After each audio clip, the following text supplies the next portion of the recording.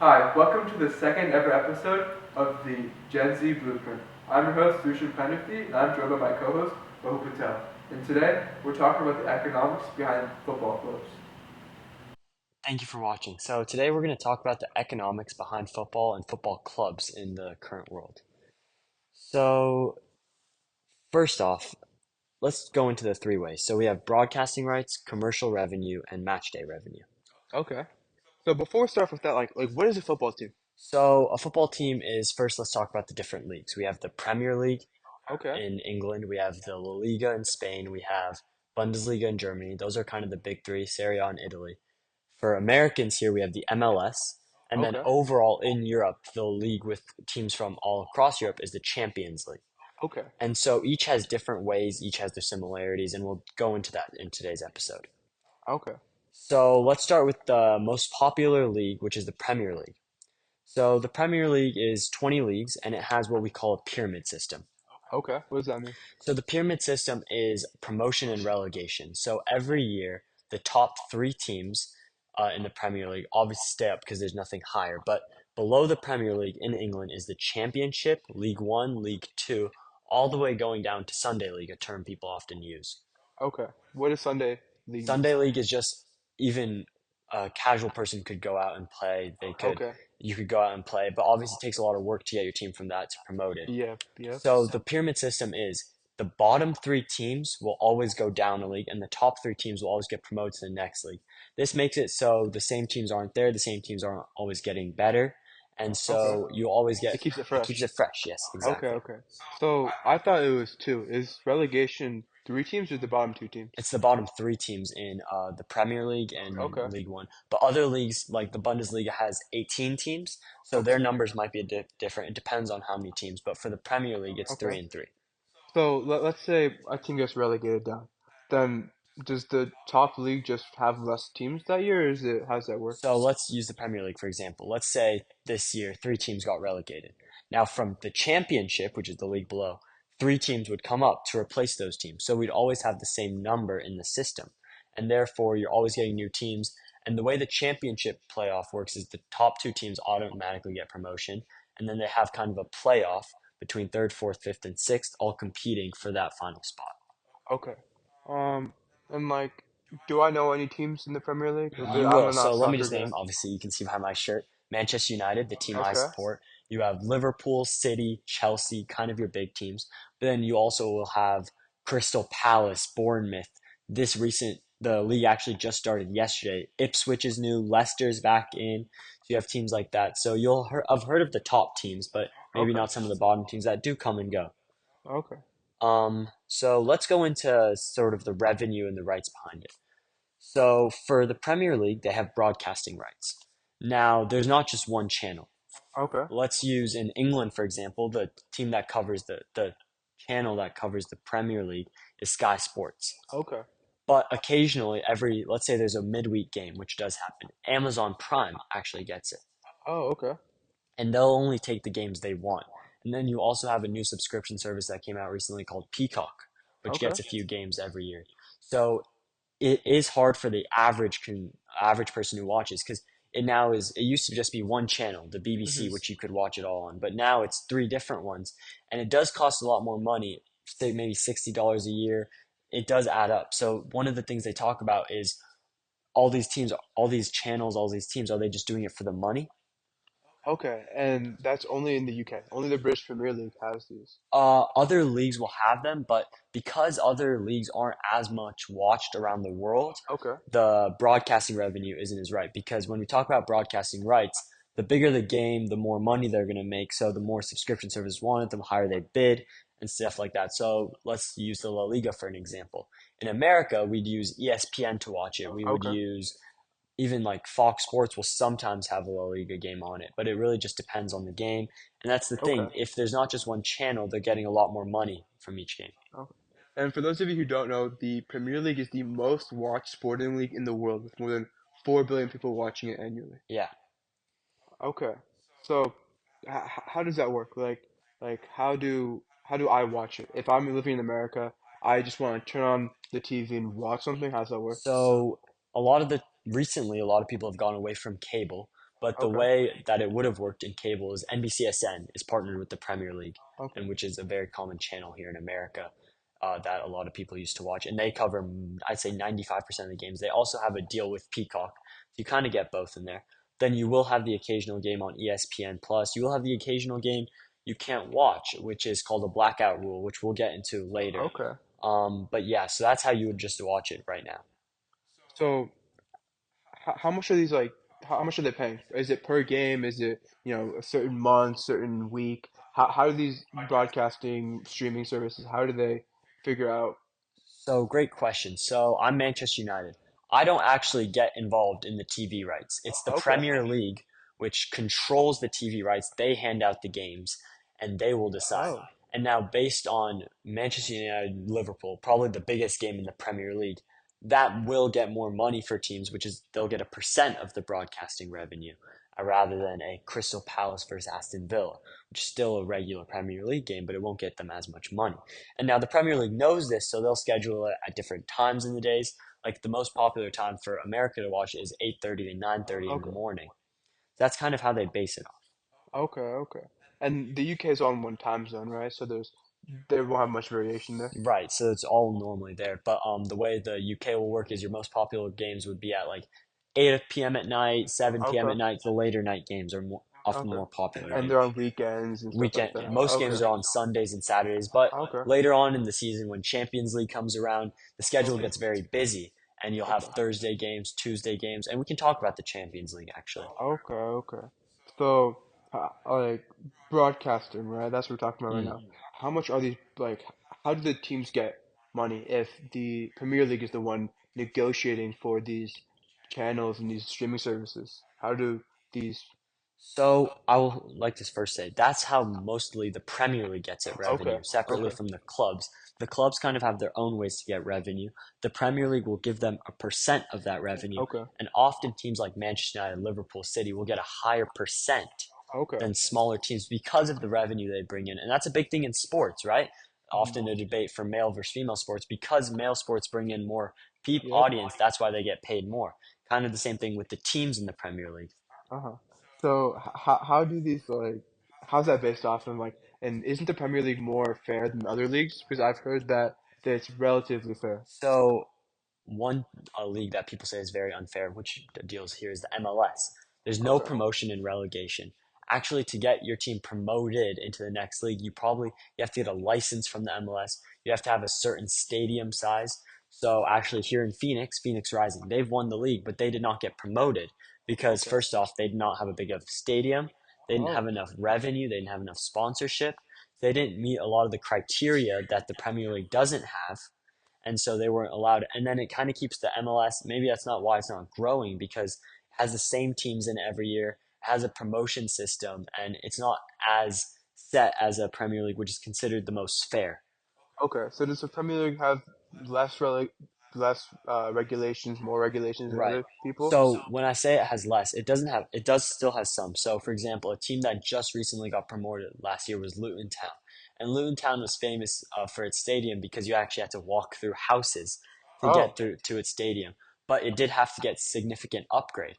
Now here's the thing though: when you get promoted to the Premier League, teams will get a certain amount of money, Okay. and so that you can use that money to go buy new players to go upgrade your stadium, which will help you with this regulations. But Okay. also, when a team gets relegated, they're getting less money. So now you need to sell some of your best players, and some of your best players probably don't want to play in a league lower. They'll go to a similar team, but in the league they just were in. And so that's kind of why teams fight a lot for relegation because obviously you're now missing because the league below doesn't have the same broadcasting revenue, which Mm-hmm. we just talked about It's because less. it'll be less money. It'll be a smaller percent. So Okay. stuff like that. So it's just less viewers. Okay. Okay. So, like, for those of you who don't know, Sky Sports paid almost close to $4 billion for these broadcasting rights for roughly 128 games out of the 380, Yeah. right? Okay. And is the Champions League, is it year round? Is it how does that So work? let's talk about the Champions League. First, we'll talk about the setup before we get into the economics behind it. So this year, they're actually trying a new system, but we'll get into that in a second. So the way it's normally been is 32 teams get in. Okay. Four teams from England, four teams from Spain, four teams from Germany, four teams from Italy. You get four from each of those. Then you'll get three from smaller nations. Netherlands, Russia used to have it, Ukraine. Ukraine used to have it, smaller Okay. nations like that. And it's based off old ranking system based on England. Those leagues that have four teams are considered the best league. So you get four teams, you get four spots. Okay. And next to the Champions League is the Europa League, which is kind of considered the league below, which is where Okay. fifth and sixth place from the Premier League will get in. Okay. And so obviously every year it changes. So this year's Champions League is based on how they finished last year. Okay. And so top four get in from England. So let's just say Manchester United was one of those teams who get in. Starting in late October, November, they would start in the Champions League and it would go in the same time as the Premier League. And normally the Champions League is played in a midweek game. And then there's their own channels that have different rights to the Champions League. Like Barca TV, Barca TV, Barca right? TV. A big one here that has it is CBS Sports. Okay. In England, it's BBC and CBS Sports. So it's a Okay. whole different broadcasting game. And honestly, that gives more money because Real Madrid, Manchester United, two of the biggest teams in the world, that brings in even more revenue. Okay. So right now we're looking at broadcasting rights, but let's look at match day, Mm. right? That's revenues like, how much tickets cost, how much concessions cost, like alcohol, food, and stuff like that. And what other costs are there in match day? So match day, you're obviously the main one is tickets. Okay. But a lot of the people who go to these games are season ticket holders, so you kind of know Okay. what you're going to get. But based on, let's say, last game of the season, for some teams it'll be nothing. For some teams it'll be the hope to get a Champions League spot, to not go relegated, which could drive your other prices up. So it really matters. But teams like Manchester United, almost 50% of the games are considered high profile games, which Okay. where they'll get a lot more money on the match day because a lot of fans will come and a lot more traveling fans will come, away fans, Okay. because at stadiums they'll have select areas for them. But yeah, and then for smaller teams, it's harder for them because they have smaller stadiums, limited capacity, but also not many of the games are considered high profile. So they won't get as many fans coming in. They won't get as many people coming in. Because the Man U Stadium is what, 75,000 people 78,000. capacity? It was Wow. once the biggest in considered to be the biggest. And actually, just now they're talking about making a new one, Okay. calling it the Wembley of the North. Wembley is England's stadium, Okay. England FC stadium there, and they want to make a bigger one because Manchester United just got bought out by a new owner. Okay. So who took over the stadium spot? Who's the biggest now? So in England, it would be Wembley, the home of the England team where Okay. they play. Manchester United is still second Okay. for Premier League teams, but they talk about the stadium being a bit run down because of the ownership they haven't invested. Okay. Um, Actually, American football stadiums, those are some of the biggest stadiums in the Okay. world. Rose Bowl Stadium, uh, AT&T Stadium, MetLife, huge stadiums, but Okay. also big stadiums. Real Madrid Stadium, Bernabeu is huge. Bundesliga, the Bayern Stadium, the Allianz. They're some of the biggest stadiums in the world. Okay. Okay. So, I'm assuming that tickets are the biggest source of match day revenue. And then stuff like food and after that, that will be okay, okay. And match day revenue has stalled compared to other revenues. You have commercial and broadcasting rights have only been going up and up with more competition bidding for those broadcast rights because Premier League defaults to the highest bidder. Commercial rights are going up and up because companies like Adidas, Jeep, Chevrolet, all these companies are trying to get more viewership, more exposure on these massive, huge viewership numbers that the Premier League brings out, close to 4 billion per year, right? So, I guess my question is like, is match day as big as it used to be? Is it even worth building new stadiums for these teams? Because these teams are not doing the best financially, right? A lot of them are facing debt. A lot of them are facing losses year over year, right? When they say match day revenue is stalled, I think it's been the same, but I think commercial revenue and broadcasting rights has got even bigger. Hmm. That in comparison, match day revenue hasn't considered that big. So we haven't talked about commercial revenue. First off, you have your shirt sponsor. So Okay. the team, So, on my shirt, who's the shirt sponsor? Team Viewer, which isn't the one anymore, Okay. but it was last year. Oftentimes, every 3 years, it'll change. Okay. Snapdragon is the current one for Manchester United, but then teams have had some for 10 years. Arsenal has had Emirates on theirs for Okay. a while. So Isn't Prime sponsoring them now? Prime is Where's sponsoring them, Prime? but that's not their shirt sponsors. So you also have other sponsors. Prime Okay. sponsors Prime Hydration, has sponsored like they'll sell the water bottles, they'll sell the drinks, but they're also their Okay. uh, liquid sponsor, so you'll have it. And then they also have who makes the shirt. So on this one, Adidas Okay. is with Manchester United. And then the amount of money Adidas and TeamViewer would give Manchester United depends on, did you get a Champions League spot? Okay. Did you do well enough in the Premier League? How was your broadcasting rights? What percent are you giving us? Because oftentimes teams, Adidas is banking on the fact that Manchester United is getting in the Champions League Okay. every year. So we'll say we'll give you an extra 10 million, but you have to go do this. Manchester United can go use that to spend on new players. Okay, but is that the only reason why these clubs want to go farther in the league, just to, make more money from these sponsors, or is there inherent prizes? Does that, rile fans up more, so there'll be more turnout at matches, there'll be more viewers and stuff like that? So obviously, if my team is competing in 10th, there's not much to go watch. You're not competing for something. Yeah. You're not getting relegated either. And so, what's driving a fan to really go? Also, later on in the league, you'll get bigger games because it's worth more. You teams are closer. You're trying to move up the table. You're trying to get away from that relegation spots. Hmm. So that is what's driving teams up. But also the way that fans about in football, especially, are so demanding from owners, from managers, saying that we need more. We need to consistently progress because it's getting harder every year. So that's a big reason why teams want to compete. And then obviously you have the obvious award winnings. When you win the Premier League, you get a certain amount of money. When you get the Champions League, Okay. and this oftentimes isn't as much money as people would think, Hmm. but you're getting more from revenue from other sources, your Uh-huh. sponsorships. And then also players are getting, if you win the Champions League, you'll get an extra $1 million signing bonus. So it's things like that. Okay. So oftentimes they don't make as much money winning the trophy from the league itself, but they'll get it from sponsorships. Okay. So as far as I know, like the Adidas makes your jersey or the Man United jersey, and they're paying close to $300 million over what 6, 7 years for just to make your jerseys, Right. right? So, and I can't even imagine how much TeamViewer or who's on your sleeve there. On my sleeve is Kohler, another company there. Okay, And often teams will have another one here, and it's okay, Snapdragon, the one that just signed with Man United, said close to 500 million okay. for 3, 4 Whoa. years. A very famous one with Manchester United, at least 10 years ago, was Chevrolet, an Okay. American manufacturer, not really popular in England. You're not Hmm. going to see Chevrolets, but they wanted to tap into that market. How do you do it?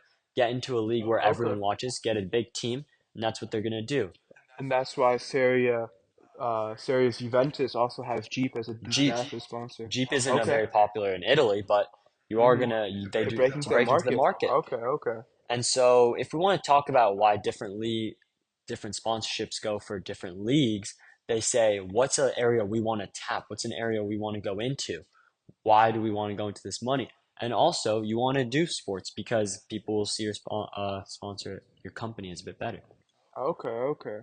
So, as I mentioned just a little bit ago, it's like the economics of football teams is not looking good. It's looking pretty grim because year over year they're making losses. The debt's only going up. Look, some of these teams like FC Barcelona and La Liga, they're having huge, you know, debt, like more than $1 billion in debt. Some of these FCs, like FC Chelsea, FC Barcelona, like I just mentioned, like is that just like a endless cycle, just more and more debt, or will they, is there ever a point where they will pay back that debt? Right. So a big thing is the owners. And Okay. the owners in a lot of these companies a lot of these clubs that you've just named are actually using the club's own money and trying to go out and buy new players, trying to use the club's money to go out and buy, to refurbish the stadium. So it's actually costing them money and they're putting themselves in debt. Famous owners, the Glazers, they've done this for 20 years with Hmm. Manchester United. And now this is where a lot of fans are saying, look to the Middle East. Hmm. Insane amount of money. They'll buy up your debt. They'll keep Yep. pouring their own money into the Okay. club. Manchester City. People say this is why they've been so dominant for 6 or 7 years because of Okay. the Middle East ownership. Okay.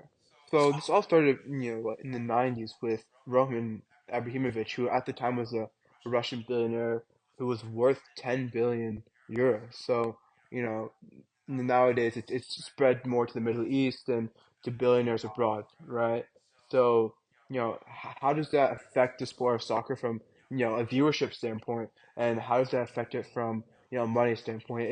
Is the soccer football industry, whatever you want to call it, is that just, an industry that's being pumped full of money, and just the injections are making it profitable and, something that's worth it, or is these long-term, broadcasting rights, commercial, and match day revenues, are these actually driving the revenue, or is it just these massive, billionaires with huge conglomerates behind them? Are they is what you know? Are they was what keeping these football clubs afloat and the entire industry afloat? I mean, it's a great question. It's a debate that's going on in football right now.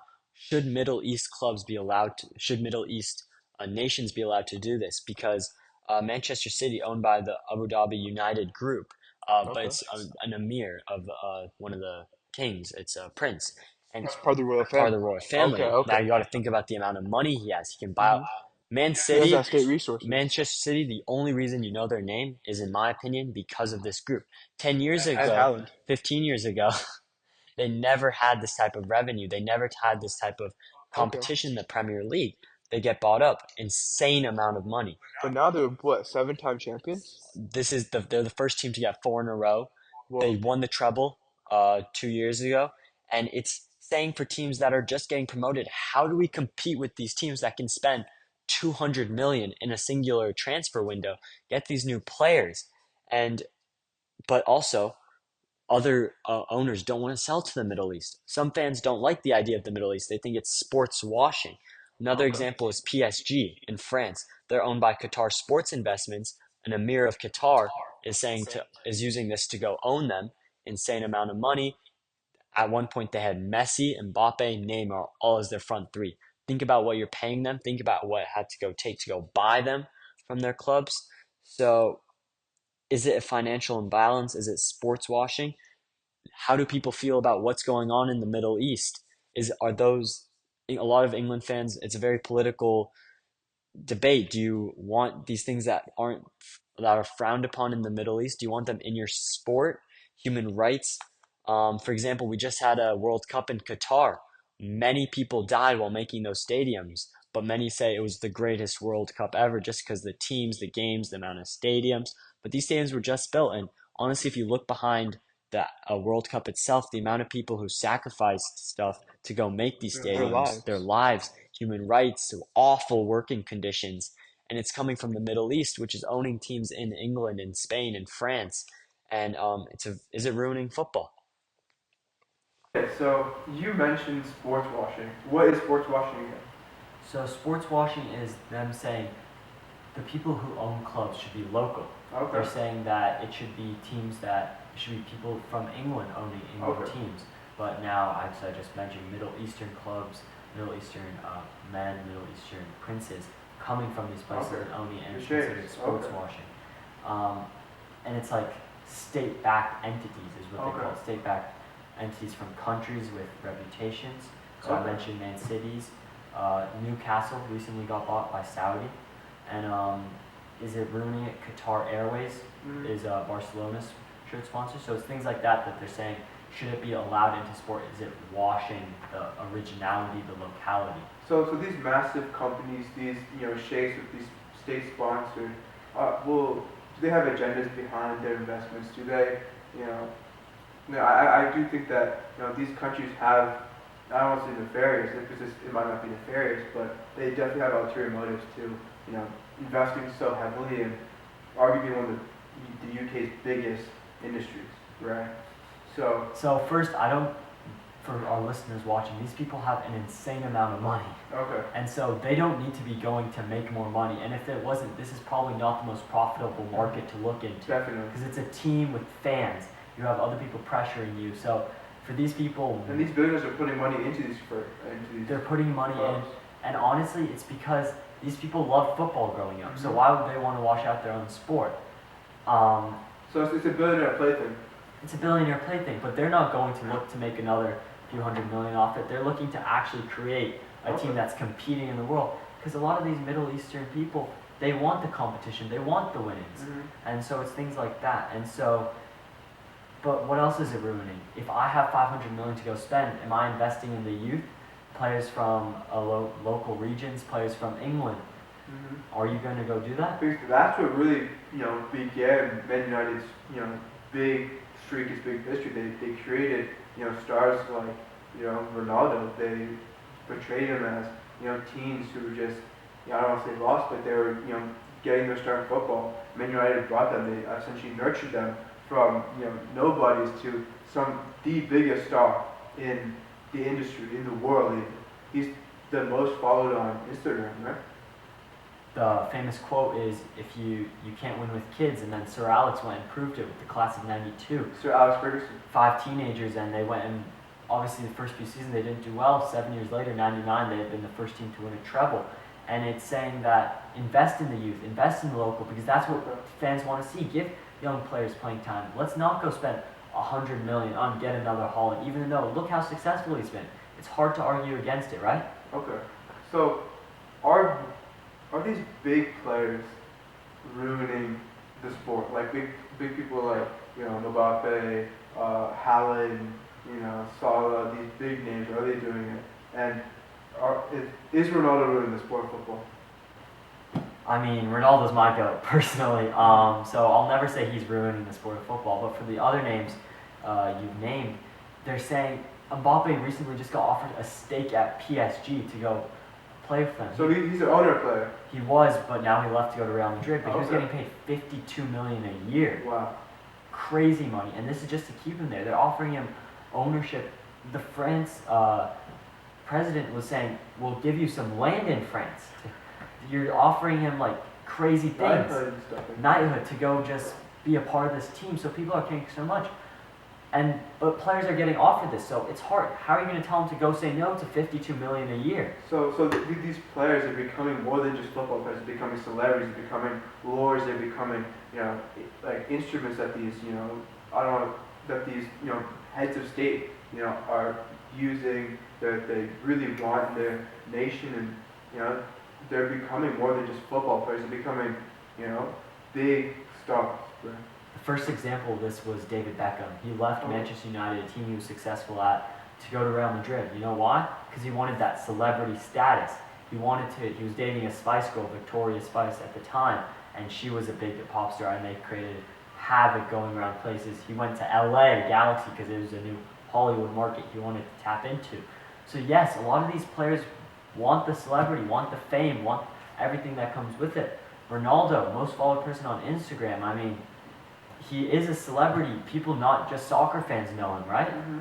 Yeah, I'm not a big soccer fan. I know him. Whether that be from, I Show Speed, Castanet, or something like that. Popular streamers these days getting to know, I mean, these football players are just more than football players. They're icons. They're celebrities in the world. Mm-hmm. I saw this one video of that one Japanese kid. He was speaking in Portuguese. It's an ancient video, but he's attempting to speak Portuguese to Ronaldo. There's heartwarming with Ronaldo. There's protecting him. It's like he's speaking good Portuguese, and that's I guess something that we sometimes will forget. It's like these football players are people, right? That being said, they are people with a ton of money, a ton of influence, and they are creating huge waves in the economy, whether that be on a national level with Mbappe and Macron wanting him to stay, and or that just be Ronaldo spending more than $20 million on a Bugatti. It's crazy things like this, and one of the things you mentioned about the interview, Ronaldo did an interview with Piers Morgan, saying that one thing he regrets is he can't go to the park with the Suns. Well, he'll get recognized too quickly. And it's hard to remember that these people are just people. They will have a family they want to spend time with. They don't always want to be a part of the camera. Okay, let's check if the shit. It's still recording! Let's go! That's good. Okay. So, I don't know what happened now. Maybe it just clicked off. Okay.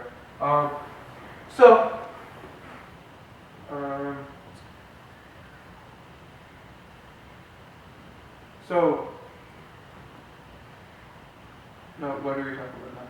So here's a current thing that's being debated about, financial fair play, FFP. Okay, what is that? What's FFP? So FFP, financial fair play, was introduced by UEFA, the owner of the Champions League. I've been hearing some things on the internet, right? It's like UEFA, is it corrupt? Is it some old white man, stealing money from people? And like, let's be real, is it? Is there a lot of corruption in the sport? I know, stuff like the cricket's ICCI, the BCCI, which are cricket confederations. Are these huge entities that control soccer? Are they? Is there a lot of corruption? Are they stealing money from the players and from the clubs and from the fans? Fans don't like them. I'll say that much. Me personally, I don't like them because you're taking money and not giving the fans what they want. They just changed it to a league version of the Champions League instead of a tournament. What is that? So now they have 36 teams, but it's one. Imagine like your Premier League. It's a table, right? It's a league where if you win, you get 3 points up. And then, so 36 teams, top 8 get automatically moved on. So it's win the league, not win the tournament. They'll make it into a tournament later because they couldn't change it completely. Otherwise, you're saying, what is this completely? So your top 8 teams will make it to the next round. The next 16, they'll compete in a playoff system used by the MLS. First plays that. And you know why they're doing this? They want bigger games. In the Champions League right now, maybe your quarterfinals, semifinals, and finals are your 3 huge games where you get big name teams playing each other. Now you're getting it from game 1. Okay. You're getting the biggest games. And while fans are saying, yes, we want to see these games, but at what cost? You're running players into the ground, making them play 50 games a season. Of course we're going to get more injuries. Of course the quality isn't going to be there. And honestly, they're just doing this for money. Broadcasting rights, commercial revenue. So is it corrupt? I'm not going to say they have bad intentions, but they're definitely doing things for money that the fans don't like. And that might be helping the industry in the short term, but like the long term, not looking too good. You have fans who are irritated with these big organizations. You have football clubs like Barcelona, huge amounts of debt, and they're selling their future broadcasting rights, right? And with all these ventures and stuff like it, I can't say it's looking good for the football industry because you're looking at huge amounts of debt. You're looking at a lot of players like Neymar, Ronaldo. They won't be around in 5-10 years. They'll probably be retired, and if they haven't retired, they probably should. Right? Yeah, it's like you're losing a generation, and it's hard. Because a lot of shifts, a lot of volatility. A lot of volatility. The league is changing right now. Mm-hmm. That's something the last maybe 15, 20 years before this, it was kind of the same. It's been the same. Last 5 years, big changes throughout. Okay. Financial fair play from UEFA. Now there's financial play from the Premier League. Okay. Teams have to, if you're in the Champions League, you have to deal with both. You have to follow the UEFA rules and the Premier League rules. Some say it's not strict enough because there's loopholes through commercial revenues. Okay. A big debate, a big controversy right now is Manchester City were just accused of 115 financial fair play charges. Yeah, dating back to 2009. Yeah, and how has this not a bigger deal? A team sports washing back to that point. Have they been doing loopholes like this? But also, these 115 charges have been there for 3 or 4 years. Why hasn't this been investigated yet? That's corruption. So let's look at that, right? The Man City example is that corruption? Is that the fact that they haven't been fined? Is that the money? Is that bad for the sport of football? Is that something that people can brush off and it might be good for the sport of football? If there's less regulations, that we can see a high level of play, and Man City shouldn't be punished. So let's give people some background. So Manchester City were accused of 115 charges in February of 2023. Okay. And they were brought against them by the Premier League. Okay. And it was owned, as we've mentioned, the Qatar group, Abu Dhabi group, one of the most successful, and they've been one of the most successful royal clubs. family. And Okay, they were okay. bought in 2008. So here's some things that they've been accused of: misrepresentation of financial information, misleading information provided to regulators, Okay. just breaches of the rules, spending too much. And they'll do stuff like saying that player who's worth 10 mil is actually worth 15, 20 million, and because they're fairly arbitrary, right? If I give you a piece of gold, there's a set value, established by markets, by suppliers, all that. But if there's a player, right, how are you gonna put a price on people like Ronaldo, Rashford, or anyone like that? Right. It's very hard, and that's why maybe these 115 charges haven't been solved. But here's the bigger issue, Shurjan. Everton faced 5 charges. It was dealt with within 6 months, and they faced a points deduction actually of 8 points, and they were almost relegated. Well, just because of violations of violation. financial fair play? Okay. Right, and it was dealt with within 6 months, and they faced a 10-point drop in the season, and they came up from it. February 2023, it's going to be close to coming up to 2 years on it, and they haven't even started the court case for it. And they're saying Man City could get close to a 100-point deduction. So how would they stay in the Premier League? They'd most certainly go down, you would assume, 100 points. And would this be bad for the league? You're losing a pretty new fan base, pretty big fan base. And you're destroying the leagues below you if they do get relegated. Right, because they're going to win. So hopefully some news have been saying that the court case is going to start next month, but let's see. I mean, other teams have been getting point deductions, so you can't say that it's been that hard to pinpoint. I mean, in 115, you have to assume one is correct, right? Mm-hmm. Just law of probability. Yep. So like the Everton Man City, it's like that's blatant. Is that really blatant? Favoritism and blatant corruption, or is that really just boiled down to the period of these charges? Is that the nature of these charges? And is Everton, are they being treated unfairly? So first of all, Everton's was in that year, so it's easier for them to say, here, this is exactly where you went wrong. More records, more recent. Manchester City's date back all the way to 2009, Well, since the takeover, and it's hard for them to pinpoint exactly where they 15 went years wrong. ago. And honestly, Far more charges. Okay. far more. 115. It takes longer to build up a case. Also, it's the Qatar group. It's harder to get information from. They're not as public.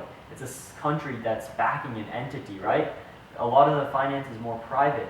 Okay. Some of the consequences they're saying is they might even take away some of the titles Manchester City has won in the past few years.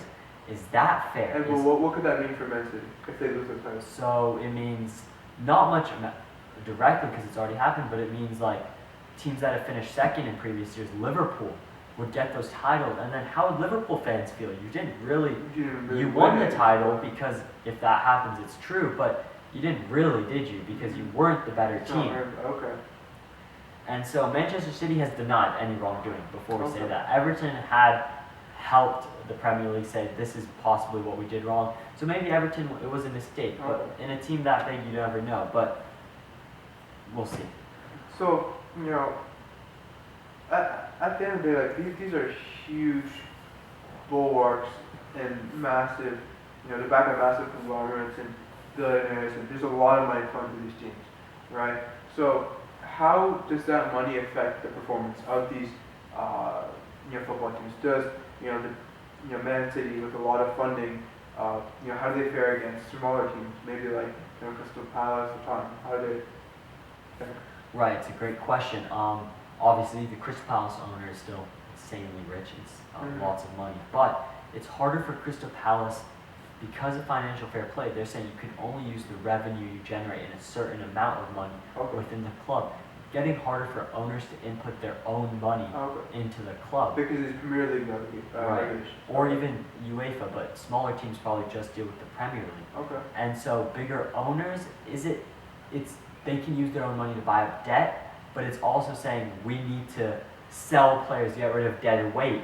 And it's a conversation to be had that how much is the owner actually doing? I mean, yes, you can input more money. This is why in the Premier League, guess what? Only 7 teams have ever won the title.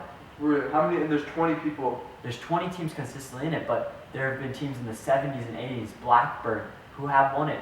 They're in League One now, not even the Championship. So the teams that have won it, Manchester United, Manchester City, Arsenal, Liverpool, Chelsea, Blackburn, and Leicester winning it famously in 2017-18. Leicester was probably considered the greatest achievement in Premier League history to win the league because they're a small team. They're a dark horse. How no one is going to bet on them to do it. And honestly, in any other league, it's not been seen before for a team like Leicester to be Man City, Man United, Liverpool.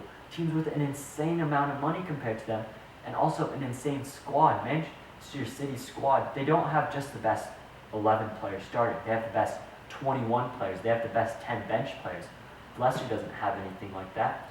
And guess what? Leicester winning the league got them in the Champions League. They didn't have a big enough squad to go and do anything again because their players got tired. and they finished mid-table, 10th or 11th place the next year. Wow. Okay. Shujin, wait, you forgot to tell them something. Tell them about what? You know, the thing. Oh, subscribe, follow, and hit that like button. So what they're saying is, how do we stop big teams from dominating? They want to look at the American model. So Okay. What do the Americans do differently from a financial standpoint, from a regulation standpoint, and from a sports standpoint? when I'm saying let's look at the American model, I'm not saying the MLS. Oh, okay. MLS is doing a better job of it. Some You're would talking say. about American football. We're talking about NFL, NBA, MLB, Okay. things like salary cap, luxury taxes, Okay. saying that you Well, can't. what's a luxury tax? So luxury tax it's in the NBA. If let's say you can only pay your players 50 million total, you can pay 100 million, But but that 50 million over is taxed and by the NBA. by the NBA. So Okay. a team that has done that is the Phoenix Suns. They were the team highest over the luxury tax because they had 3 of the highest paid players. Yeah, in the it's top one of 10. the lowest rankings, right? Because it's not so. And they couldn't go out and go win a championship, so they were paying tax for what? But they want to go look at that because implementing a salary cap, let's say, so Shujin, let's go say you earned a contract of 400 million for whatever, 5, 6, 7 years. I'm a better player. I'm going to demand 410. And we can keep going back and forth because there's no cap. Mhm. In the NFL, there's a cap, which does increase every year, but it's saying that you can't go as high as you Okay. want. Their Mbappe deals won't happen in the NFL. You Well, won't a get. lot of these superstars, like Ronaldo, Neymar, Mbappe, Haaland, they'll be captain. They'll be on the same level as a lot of, I don't want to say no-name players, but a lot of players who don't have the same pull, the same influence as these teams. But to that same point, though, it's like, is that really viable, right? Is it viable? Is it what they deserve? Does Mbappe deserve 52 He's been million? at a completely different level than a lot of his fellow teammates. He's also, he is, his own man, right? And he might take certain deals, sponsorship deals, which will supplement his income. But as of right now, you tell me, but is Mbappe really, doing sponsorships that aren't at least associated slightly with his team? So of course every player has their own brand. They have sponsorships they go do. So Mbappe just went to Real Madrid, and what he did is he actually waited for his contract with PSG to run out. Okay. You know why this is? Because that way he can say to Real Madrid, you didn't have to go pay PSG to go get me. Now pay me that money. Okay. Give me a higher contract. Give me a better contract because you didn't go have to pay a transfer fee.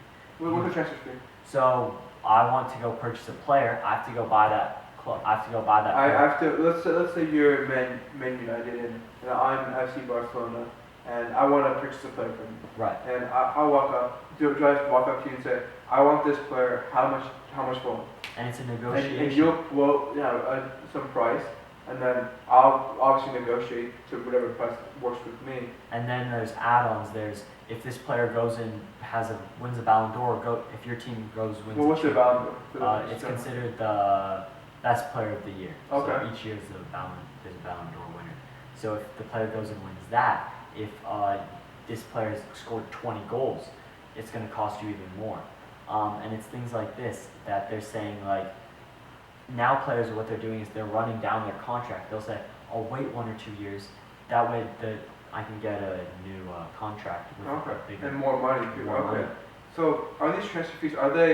Is that something that me and let's say if we're football clubs, is that something that we work on together? Or is that something that a bigger league will say? If it's a 10% of the players' worth. Is that from a league standpoint, a country standpoint, or is that from? So the value of players is completely determined by Okay. money. And honestly, prices are getting ridiculous. There's this thing called the English tax, where people are saying to buy an English player from another English team is costing you an extra 15, 20 million. In Because transfer fees or? in transfer fees, it's not a real thing, but they're saying like a player that's that same level who's Dutch, it would be a bit cheaper because England players and England media is hyping these players up, so it's harder to get a deal. Okay. And they're saying recently a player you could get at a certain level would cost 25, 30 million. I'd say now it's closer to 60, 70 million. And the biggest cost for these football clubs is, first off the wages for these players, and then other stuff like resources and stadiums. So Mm. the investment, if the cost of these players is going up and up and up, the investment required from a team has to increase, right? And that could take money away from stadiums, from the fans' experience, and it just feeds money to a lot of these players, which might not inherently be a bad thing, but it's running a lot of these football clubs into debt. That's why clubs like FC Barcelona are they're selling their future. They're selling essentially they're selling their children because in 10, 20 years when the rights their guards sold their rights though. So if they need money then, what can they do? So FC Barcelona, they just sold the name of their stadium. It was called the Nou Camp. Now it's called the Spotify Nou Camp. Okay. And Spotify obviously paid lots of money for it, but Barcelona needed it. They're in crazy debt because of La Liga. And we can get into that because of fan ownership and stuff like that. However, it's how do teams manage the money? How do teams try and compete? But also, like, if I'm spending 100 million on Mbappe, how am I going to strengthen the rest of my players? How are the rest of the players going to feel if Mbappe is getting paid 52 million a year? And everyone else only getting paid 10, 20. Exactly. Which and are that's still gonna, crazy it's prices. crazy, but when you're going to get that new contract, you're going to say, well, look at him. I mean, I'm playing for the same team as him. So if one player goes up, everyone else has to go up, which is even more Ruining the strain sport. on these financials. Wow. So Okay. it's a thing to look at. And I think it's also saying, how are you going to stop the big teams from dominating? That's why they're looking at the salary cap. Okay. Man City's winning so much, they have the best squad because they have the most amount of money to pay these players. Now if I have a salary cap, maybe it's a bit more even like the NFL. After 3 or 4 years, the worst team might be an average team, might go win a Super Bowl. Not going to happen in the Premier League or really any football league. Okay.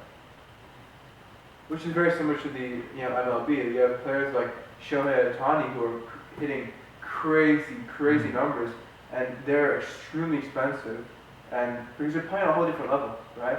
So at the end of the day, are these players worth the price tag? Are they delivering results, right? Is Man City, with their exorbitant prices of their players, like who's the highest paid player in Man City right now? Is it Haaland? Is it, Holland. but has he been putting up the goals he needs to be putting up? Has he been putting up anything near? So I would actually say Man City has a very good system.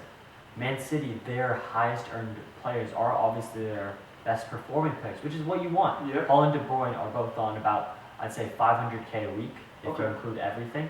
But teams like Manchester United, they're not doing a very good job of it. They have players who are just sitting on their bench who are getting who are getting more than players who are starting every Okay. week because these players Have more influence with have more influence, following. more following, but they're not performing at that Okay. level. And honestly, if you play for a contract, you get it.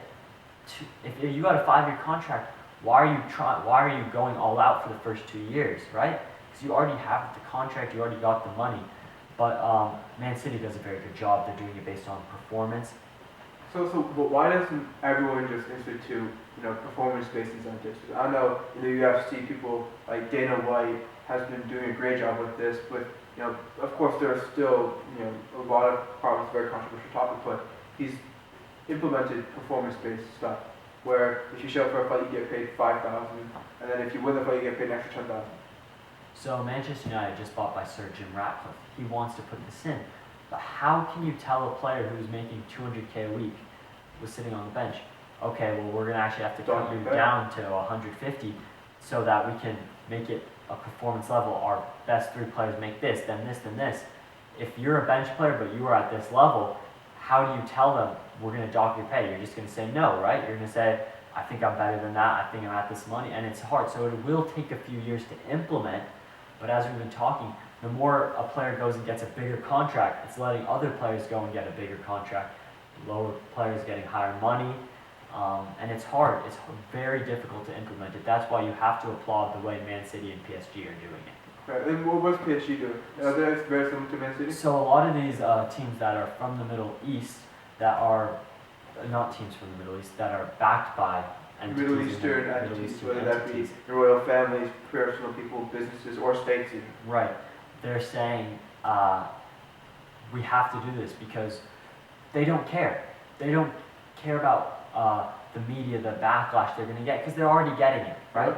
And so It's very private people too. They have more than enough money. They're super private. It doesn't affect them. Just like how Ronaldo said he wished he didn't have a lot of this fame because he couldn't go to the park with his kids. These sheikhs, these billionaires, a lot of them just go to the park. They want to recognize them. And what they're bringing in, it's not them themselves. They're bringing in people who know. They're bringing in a CFO, CEO. They're making sure the business side is handled, and then they have chief sporting director. Because they know they're not the most knowledgeable about the sport, but there are other people who are. So let's bring them in, let's get them to handle transfers, let's make sure we're the best when we negotiate. So you just described the process of making a ton of management and corporate level positions for football clubs. Is it bad that these football clubs are becoming more and more like companies? Like, is that destroying football? I think back in your 80s and 70s and 80s, it wasn't necessary. I think the way that broadcasting rights and things like this are going, financial fair play, you have to do it. Because one owner isn't knowledgeable. The owner hasn't even made their living off football, right? They've gone and made it off an energy company, off oil companies, right? And now they're saying, let's go buy a football club because either they want more money, they want to diversify their portfolio. They just want to have fun. They love football. They love football, some of them, and that's fair. But they're not knowledgeable enough, right? So you have to go get a CFO. To make sure that these companies, or these not companies, these football clubs with huge amounts of debt, how can they sustain themselves for the next 15, 20 years and not just collapse from these exorbitant player costs? And they kind of want to split it. They want to have an economic side and sporting side. Okay. They want to have a person who has set targets for the manager for them to reach and say, what players do you want? And I can try and help you go get these players. Let's try and balance it out. So, Shurjan, have you heard anything about the new Saudi Pro League? So I've been hearing big names like Ronaldo, like Neymar. They've been offering these huge deals. Some of these are worth billions of dollars, and they're going to the Middle East to play football for in these random countries that a lot of people haven't heard of. But on that same point, I've heard people like Messi have been turning down billion-dollar deals that these sheikhs, these royal families of sheikhs estates, who they love football, right? They want to build football teams up there, and they're getting rejected by some of their maybe childhood stars, maybe their icons. So yeah. So let's talk about it first. So first, Ronaldo and Neymar, it's a little bit more understandable. Coming to the end of their career, make a bit of money, and honestly, I'll be honest, a lot of these players saying that they're going to help Saudi Pro get its own standing, they're lying. They're going for the money because they're getting crazy money, and you can't blame them. But there's also players who are going at age 24, 25, 26, Riyad Mahrez, players like this, who are in the prime of their thing. And are you really going to go to the Saudi Pro League? You're getting crazy money though. So money versus fame, it's a debate that's not even just in football, it's in other sports, it's in the world. Why are you going to Saudi Pro Leagues? But so some of the teams that are there are Al Nassr, Al Ittihad, Al Hilal, and Ronaldo plays for one, Neymar, Benzema, some very big name players, and they're trying to replicate what China tried to do 5-10 years ago. Okay. What did China try to do? So they tried to do something almost exactly similar. China said, how do we grow soccer in our nation? First off, let's build the infrastructure. Crazy money there, no problem. They built the infrastructure. Build massive projects, lots of money, probably in the billions of dollars. Well, no one's watching our players or our league. Why? Well, obviously you don't have good enough players. So let's go buy players from other nations. Well, how do you convince them to come join leagues that aren't as popular? A lot of money. A lot of money. But then fans are saying, why? How is my favorite player about to leave for Saudi or China? To leave and play at a lower level. To play at a lower level. I guess, for us it's hard to understand because we're not getting the money. They are, right? And it's harder to understand that. And also players who are coming at the end of their career, it's a bit more understandable. Messi going to the MLS is honestly kind of similar. People say just because it wasn't Saudi that's okay. He's going to the MLS. He's getting paid by Apple TV to play for Inter Miami. It's not just Inter Miami paying him, it's the MLS paying him too. And I have to think about that. He's playing other MLS teams. So Messi's being paid by the team, by his sponsors, by the sponsors of the team, by the league that his team plays in, and the people who broadcast his league. You have to think 5 ways just from soccer. It's hard to say no to that. It's hard to say, yeah, I'll go play at Barcelona for 2 years and Barcelona can't pay me as much, right? It's hard for them to go do that. And now let's talk about, did it work? China didn't work. Saudi has probably got more players because they probably have a bit more money than China.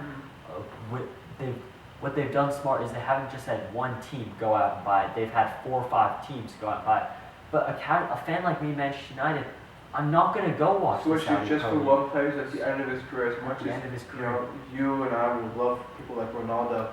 How much of us, and how especially if you hardcore football fans, are gonna start watching your team and maybe start watching a random team that you came across name of, like Medina, Al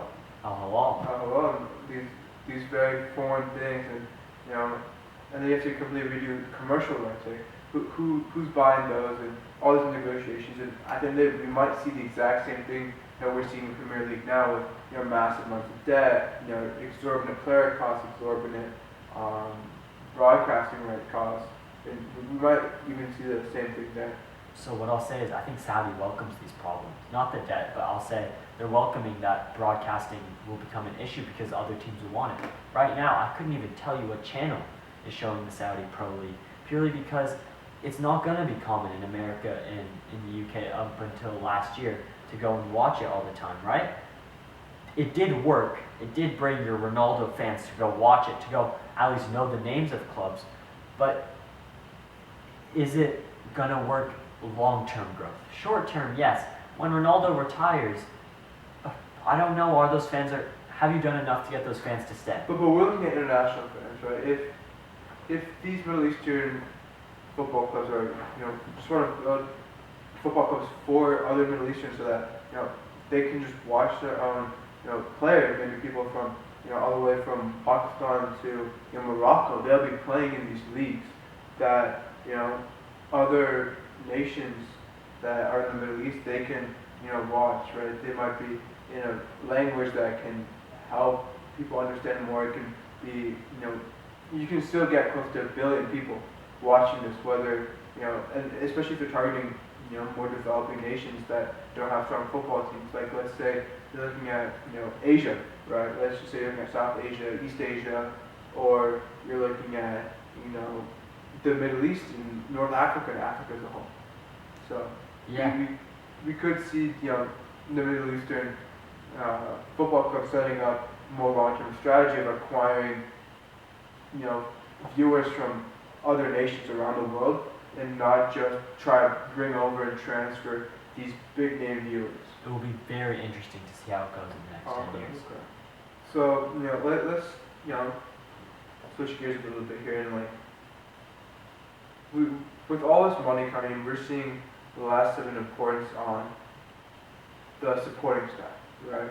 You have less importance on coaches. You have less importance on, people who are really driving the play of football on the pitch, right? You have people nowadays more focused on big names, players, and maybe the owners of teams rather than people who are really controlling the pitch. We're seeing a shift from football to the companies of football, right? Right, and a lot of teams are publicly traded. Not a lot, many. Manchester United, Juventus, Dortmund. They're publicly traded. Why? These owners wanted to raise capital, first of all, is a big point. And honestly, it's at the first moment when you go public, it's IPO, initial public offering. You're getting an influx of money, a lot of your debt's going away, fan ownership. It's also diversifying, right? And so these teams are almost companies. So it's helping justify the shift from a on-the-pitch view to a more corporate view. And nowadays, some of these fans will own a part of their company, a part of the football club. Yeah, they want their team to win the cup, but a lot of them would prefer, I want my team to get out of debt. I want them to have better financials so they can get return on their investment. Return on their investments, but the owners are also being selfish. They're saying if fans are owning some, it's liquidity. I can sell some more shares. I can buy more shares, right? It's very easy for them, and it's increased the valuations. If a million fans went and bought it, it's harder for someone from Qatar to come and buy it. They have to Qatar offered almost $6 billion for Manchester United when it's only worth on the stock exchange at $4 billion because it's public. $2 billion. $2 billion difference, and they still said no. That's 50%. They still said no to They $6 offered billion. 150%. They said no. They still said no to the. Why? Qatar said we will buy all the debt. Think about that. Manchester United is an insane amount of debt. They said we'll buy all the debt. They said no to it, and the fans went crazy. But then there were some fans who were like, we don't want to be like City. We don't want the Middle Eastern. So honestly, it's too frowned upon, the Middle Eastern, because they're buying up the debt. They will progress. They're helping to play football, and they're helping, exterminate a lot of the problems that football clubs are facing right now. They're, not allowing them to pay these players fees. These players are very valuable, so this Middle East is enabling football clubs to purchase better and better players, which can increase the level of play that these football teams are playing. Now, Shurjan, imagine instead of a fan, you were a fan owner in Real Madrid. They are not publicly traded, so actually we'll use Dortmund as an example. Let's say the Dortmund owner hasn't invested in the team. Well, you're not just a fan anymore, you're a fan owner. It's also like for your money, it's your money. You're going to go argue saying, well, I'm actually investing in this team. I'm not just a fan. I need you to do stuff. So it actually increases fan participation. And honestly, you would say fans want better for the club than just an owner who's often there just to make money, right? And so it often increases influence, but also owners don't listen sometimes. Thanks for tuning in to this episode. If you enjoyed today's conversation, be sure to follow on all platforms: Spotify, YouTube, Apple Music. We've got some new topics lined up. We hope you'll stay with us.